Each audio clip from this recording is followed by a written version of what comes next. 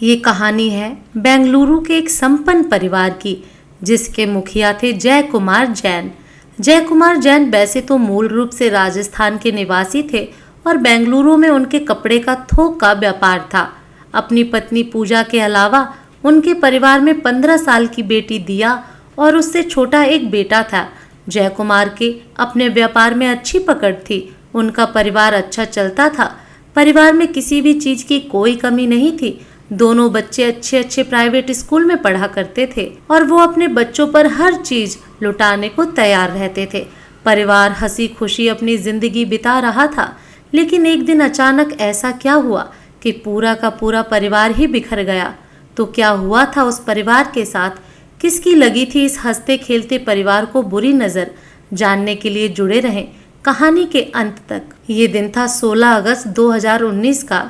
जय कुमार की पत्नी और बेटे को पुदुचेरी में एक फैमिली फंक्शन में जाना था। जय कुमार को बिजनेस का कुछ काम था और उनकी बेटी दिया को पढ़ाई करनी थी, इसलिए वह दोनों वहां नहीं जा सके। जय कुमार जैन उसी शाम को अपनी पत्नी और बेटे को रेलवे स्टेशन छोड़कर घर वापस आ गए। घर आने के बाद अपनी बेटी के साथ डिनर करते हैं और रात को अपनी बेटी दिया अपने पापा के लिए दूध का ग्लास लेकर आती है। जय कुमार की आदत थी रात को दूध पीकर सोने की और हर दिन की तरह वह दूध पीकर अपने कमरे में सोने चले गए। दूसरे दिन यानी 17 अगस्त 2019 की सुबह सुबह के लगभग 7 बजे पड़ोसियों ने जय कुमार के मकान की खिड़की से आग की लपटें और धुआं निकलते हुए देखा।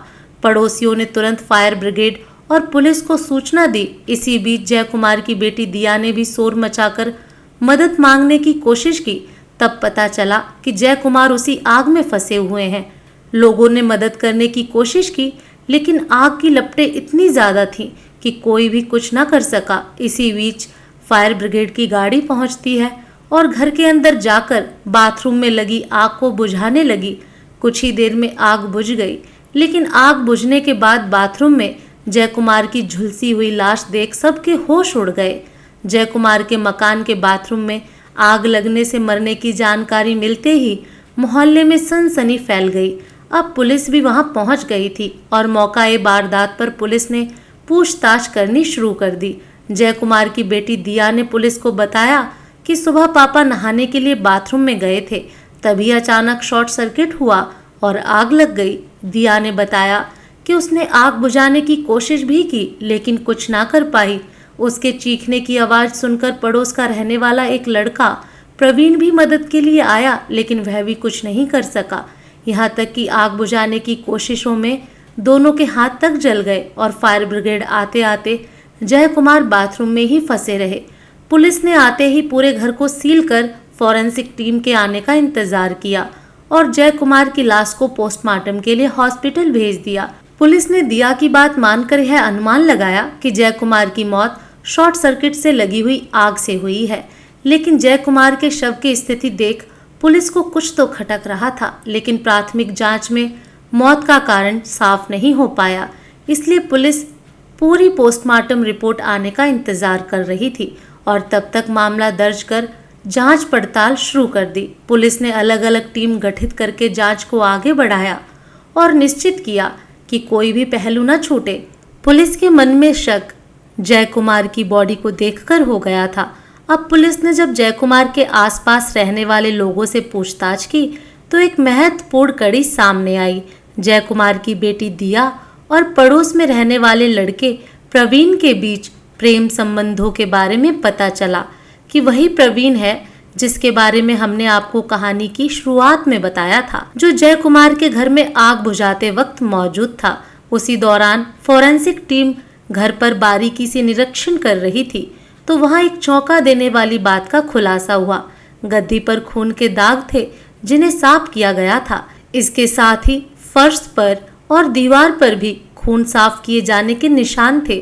पुलिस को समझते देर नहीं लगी कि ये कोई एक्सीडेंट नहीं बल्कि सोची समझी साजिश है। दूसरे दिन पोस्टमार्टम रिपोर्ट आने के बाद सब कुछ सामने आ गया। पोस्टमार्टम रिपोर्ट से पता चला कि जय कुमार की मौत झुलसने से पहले ही हो गई थी। उनकी हत्या किसी धारदार हथियार से हुई, ना कि आग लगने की वजह से।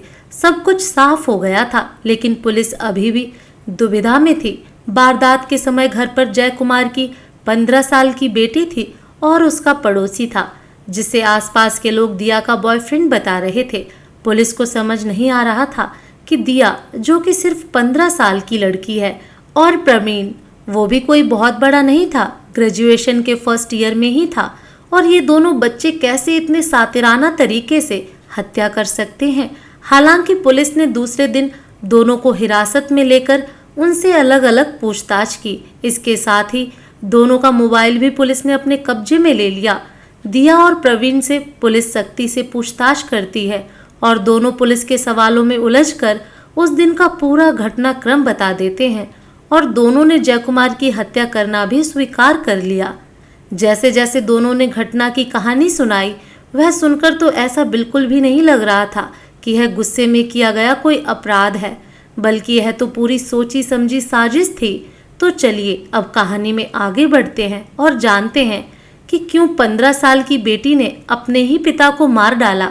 जय कुमार की बेटी बेंगलुरु शहर में एक निजी स्कूल में पढ़ती थी और उसी स्कूल में प्रवीण भी पढ़ता था। दिया और प्रवीण में पिछले 5 सालों से दोस्ती थी। प्रवीण दिया से 3 साल सीनियर था। फिलहाल तो दिया 10वीं की छात्रा थी, जबकि इंटर करने के बाद प्रवीण प्राइवेट कॉलेज से ग्रेजुएशन कर रहा था। अलग अलग कॉलेज में होने की वजह से दोनों का मिलना जुलना बहुत ही कम हो गया। इसके चलते दोनों अक्सर फ़ोन पर देर रात तक बात करते थे। जय कुमार को अपनी बेटी का मोबाइल में बात करना और उसका सारा टाइम फ़ोन में लगा रहना बिल्कुल पसंद नहीं था। जय कुमार ने कई बार दिया को प्रवीण से दूर रहने को भी कहा, लेकिन दिया को पिता की यह रोक टोक बिल्कुल पसंद नहीं थी। एक बार दिया अपने दोस्तों के साथ शहर से बाहर घूमने का बहाना कर बॉयफ्रेंड प्रवीण के साथ घूमने चली गई और इसका पता जय कुमार को चल गया। दिया के लौटने पर जय कुमार बेहद ही गुस्से में थे। उन्होंने गुस्से में उस पर चिल्ला दिया और दिया ने भी बहस करना शुरू कर दिया। वो अपनी बेटी से बहुत नाराज हुए और जय कुमार ने अपना आपा खोकर दिया की बेल्ट से पिटाई की और उसका मोबाइल भी छीन लिया और उसके बाद उस पर खूब सारी पाबंदियां लगा दी। इतना होने के बाद भी दिया नहीं सुधरी। अभी भी वो चोरी छुपे शॉपिंग मॉल में प्रवीण से मिलती थी। दिया का फ़ोन उसके पिता ने ले लिया था तो प्रवीण ने उसे नया फ़ोन दिया। दिया चोरी छुपे प्रवीण के दिए मोबाइल से बात करने लगी और पिता को उसके दूसरे मोबाइल की भनक लगते ही वो दिया से दूसरा मोबाइल भी छीन लेते हैं।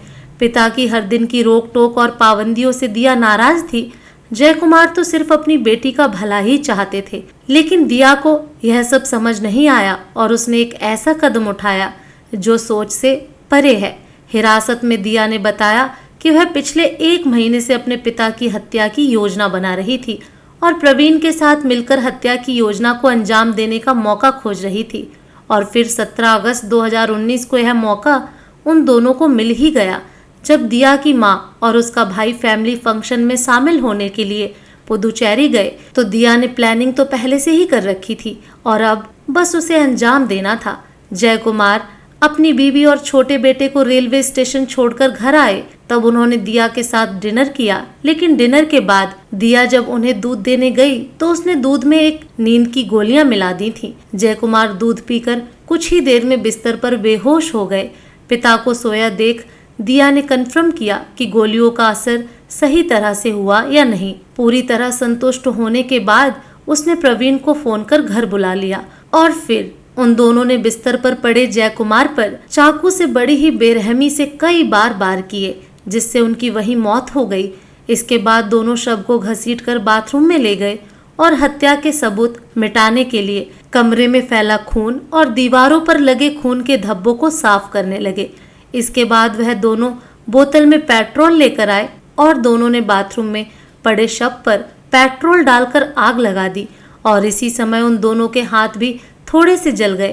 पेट्रोल की वजह से तेजी से आग की लपटें और धुआं निकलने लगी और फिर क्या था, बाहर आकर दिया ने पड़ोसियों और पुलिस के सामने नौटंकी करना शुरू कर दिया। और इसके बाद की कहानी तो हम आपको पहले ही बता चुके हैं। दिया नाबालिग थी, इसलिए उसे बाल सुधार गृह भेज दिया गया और प्रवीण जेल में अभी भी सजा काट रहा है। जहां पिता ने अपनी बेटी के लिए बड़े बड़े सपने संजोए थे, वही सपने उस बेटी की आंखों में चुभने लगे और उस नादान नाबालिग लड़की ने अपने प्यार के बीच में आ रहे पिता का ही कत्ल कर दिया और इसी प्यार की वजह से अपना पूरा हंसता खेलता परिवार बिखेर कर रख दिया। तो ये थी एक स्टोरी, और ऐसी ही स्टोरीज के लिए हमारे चैनल को सब्सक्राइब करें, लाइक करें और शेयर करना ना भूलें।